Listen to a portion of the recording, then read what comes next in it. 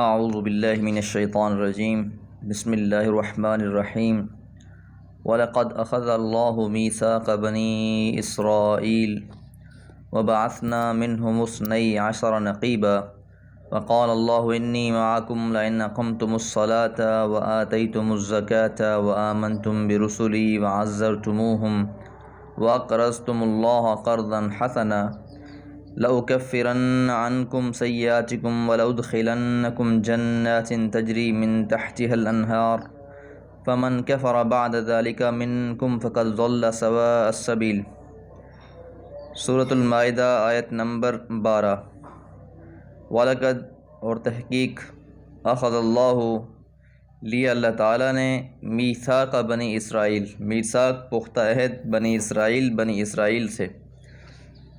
اسرائیل کے بیٹوں سے، مراد حضرت یعقوب علیہ السلام اور یعقوب علیہ السلام کے 12 بیٹے، وبعثنا اور ہم نے بھیجے، منہم ان میں، اثنی عشرہ 12 نقیبہ سردار،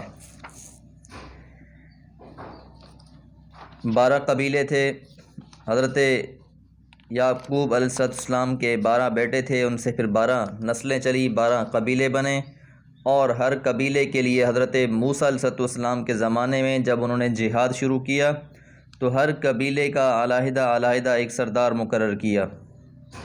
اور جب حضرت موسیٰ علیہ السلام نے لوگوں کو منتخب کیا اور بھیجا کہ جاؤ دیکھ کر آؤ اس قوم کا حال احوال، تو وہ بھی اس وقت بھی 12 لوگوں کو بھیجا تھا۔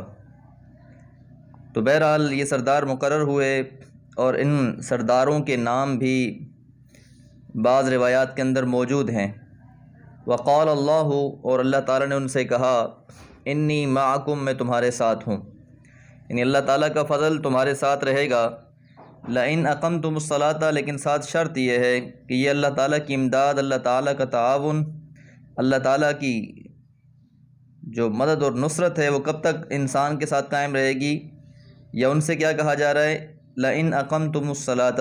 اگر تم قائم کرو گے نماز، اقام یقیم سے نماز قائم کرنا، نماز کی پابندی کرو گے، نماز کا اہتمام کرو گے، ساری باتیں اس میں شامل۔ وآتیتم الزکاۃ، اور تم ادا کرو گے زکوٰۃ، جو اللہ تعالیٰ نے تمہارے مال میں حق رکھ دیا ہے اس مال کو بھی، اس حق کو بھی ادا کرو گے۔ وآمنتم، اور تم ایمان لاؤ گے، برسلی، میرے رسولوں پر، رسول کی جمع رسل، واو کے بغیر، برسلی، میرے رسولوں پر، وعزرتموہم، اور تم مدد کرو گے ان کی، یعنی جب بھی اللہ تعالیٰ کا کوئی رسول آئے گا تو اس کے حکم کی اطاعت کرو گے، فرمانبرداری کرو گے، اور اس کے ساتھ دین کے معاملات میں مدد کرو گے۔ وَأَقْرَضْتُمْ، اور تم قرض دو گے، اقرضتم اللہ، تم قرض دو گے اللہ تعالیٰ کو، قرضاً حسنا، اچھا قرض۔ یقینی اللہ تعالیٰ انسانوں کا محتاج نہیں ہے۔ بعض لوگ ظاہری معنی لے لیتے ہیں کہ اللہ تعالیٰ بھی قرض مانگتا ہے، جس طرح کہ یہودیوں نے یہ بات کہی تھی کہ جب اللہ تعالیٰ نے یہ آیات نازل فرمائیں تو یہودیوں نے کہا کہ لو جی، مسلمانوں کا اللہ بھی جو ہے وہ غریب ہے، اس لیے قرض مانگ رہا ہے۔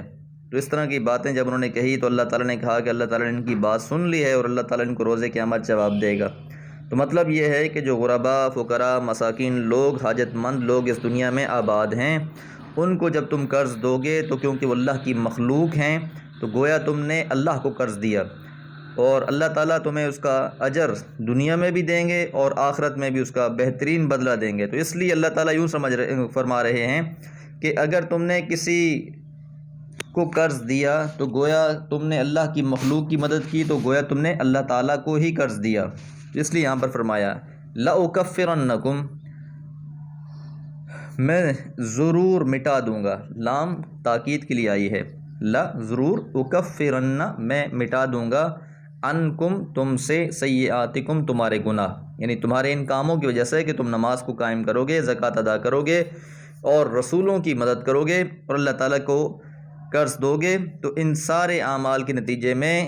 تمہارے ساتھ معاملہ یہ ہوگا کہ لَأُكَفِّرَنَّ، میں ضرور مٹا دوں گا، عنکم سیئاتکم، تمہارے تمام گناہوں کو، وَلَأُدْخِلَنَّكُمْ، اور میں داخل کر دوں گا تم کو، پھر لام آ گئی ہے، یعنی ضرور میں تم کو داخل کر دوں گا، اور پھر آخر میں جو نون ثقیلہ آئی ہے اس میں بھی تاکید کا معنی پایا جاتا ہے، یعنی یقیناً میں تم کو داخل کر دوں گا جناتن باغات میں، تجری بہتی ہوں گی، من تحتها الانہار اس کے نیچے نہریں، ایسے باغات میں، ایسے جنتوں میں اللہ تعالیٰ داخل فرما دیں گے کہ جس کے نیچے نہریں بہتی ہوں گی، اور اللہ کا یہ خاص فضل ہوگا ان بندوں کے لیے جن کے اندر یہ صفات پائی جائیں گی۔ فمن کفر، پس جس نے انکار کیا، کفر کیا، بعد ذالک اس کے بعد، منکم تم میں سے، فقط پس تحقیق، ضل بھٹک گیا، سواء السبیل سیدھے راستے سے، یعنی جو شخص بھی اس چیز کا انکار کر دے گا، نہ شکری کرے گا، کفر کرے گا، تو نتیجہ یہ ہوگا کہ وہ صراط مستقیم سے ہٹ جائے گا، اور جو شخص بھی صراط مستقیم سے ہٹ گیا تو پھر یقینی بات ہے کہ اس کا معاملہ جنت کے بجائے جہنم کے ساتھ ہو جائے گا۔ اس لیے اللہ تعالیٰ سے دعا ہے کہ اللہ تعالیٰ ہمیں بھی ان نیک اعمال کو اپنانے کی توفیق عطا فرمائے، اور اللہ تعالیٰ کی راہ میں مال خرچ کرنے کی بھی توفیق عطا فرمائے۔ وما علیہ الا البلاغ۔